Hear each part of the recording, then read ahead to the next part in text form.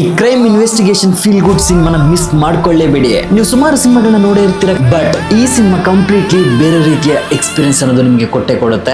S, story George ಅನ್ನೋ ವ್ಯಕ್ತಿ shepherd and ಅವ್ರ ಹತ್ರ ಸುಮಾರು ಕುರಿಗಳಿರ್ತವೆ ಅಂಡ್ ಆ ವ್ಯಕ್ತಿಗೆ ಖುಷಿ ಕೊಡುವಂತಹ ಕೆಲಸನ ಮಾಡ್ತಾ, ಕುರಿಗಳಿಗೆ ಮೇವು ಕೊಡೋದು ಅಂಡ್ ಮೆಡಿಸಿನ್ ಕೊಡೋದು ಅಂಡ್ ಅವುಗಳಿಗೆ ಶೆಲ್ಟರ್ ಕೊಡೋದು ಅಂಡ್ ಈ ರೀತಿಯ ಕೆಲಸನ ಮಾಡ್ತಾ ಇರ್ಬೇಕಾರೆ ತುಂಬಾನೇ ಆ ಶಿಪ್ಸ್ ಜೊತೆ ಹಚ್ಕೊಂಡಿರ್ತಾರೆ. ಪ್ರತಿದಿನ ನೈಟ್ ಜಾರ್ಜು ಇನ್ವೆಸ್ಟಿಗೇಷನ್ ಬುಕ್ಸ್ ನ ಓದ್ತಾ ಆ ಶಿಪ್ಸ್ ಗೆ ಒಂದು ಸ್ಟೋರಿ ತರ ಹೇಳ್ತಾ ಇರ್ತಾರೆ. ಬಟ್ ಸಡನ್ಲಿ ಒಂದು ದಿನ ನೈಟ್ ಜಾರ್ಜು ತನ್ನ ಪ್ರಾಣನ ಬಿಟ್ಟಿರ್ತಾರೆ.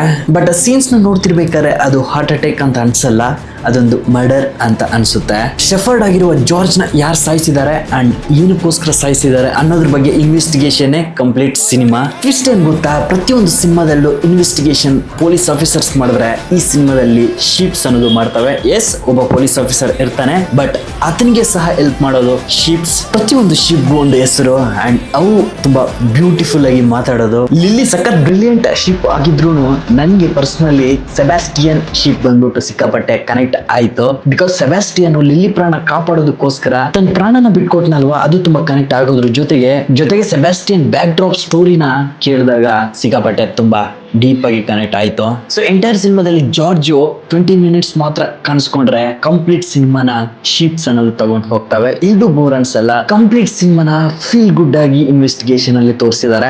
ಸಖತ್ ಕನೆಕ್ಟ್ ಆದೆ ನಾನಂತೂ. ಸಿನಿಮಾದ ಹೆಸರು ಶಿಪ್ ಡಿಟೆಕ್ಟಿವ್ಸ್ ಅಂತ ಅಂಡ್ ಇದು ಅಮೆಜಾನ್ ಪ್ರೈಮ್ ಅಲ್ಲಿ ಸ್ಟ್ರೀಮಿಂಗ್ ಆಗ್ತಾ ಇದೆ ಅಂಡ್ ನಮ್ಮ ಕನ್ನಡ ಭಾಷೆಯ ಡಬ್ಬಿಂಗ್ ಸಹ ಅವೈಲೇಬಲ್ ಇದೆ. ಸೊ ಯಾರು ಮಿಸ್ ಮಾಡ್ಕೊಳ್ಳೋಕೆ ಹೋಗಬೇಡಿ. ಇದೇ ರೀತಿ ಸಿನಿ ಸಜೆಷನ್ ಅಂಡ್ ಸಿನಿ ಅಪ್ಡೇಟ್ಸ್ಗೋಸ್ಕರ ನಮ್ಮ ಪೇಜ್ನ ಫಾಲೋ ಮಾಡ್ಕೊಳ್ಳಿ. ಇಲ್ಲ ನೆಕ್ಸ್ಟ್ ವಿಡಿಯೋ ಸಿಗ್ತೀನಿ, ಅಪ್ಲೋಡ್ನ ಚೆನ್ನಾಗಿ ನೋಡ್ಕೊಳ್ಳಿ. ಅಂಡ್ ನಿಮಗೆ ಯಾವ ಶಿಪ್ ಇಷ್ಟ ಆಯಿತು, ಯಾವ ಶಿಪ್ ಕನೆಕ್ಟ್ ಆಯಿತು ಅನ್ನೋದನ್ನ ಕಮೆಂಟ್ ಬಾಕ್ಸಲ್ಲಿ ಬರೀರಿ.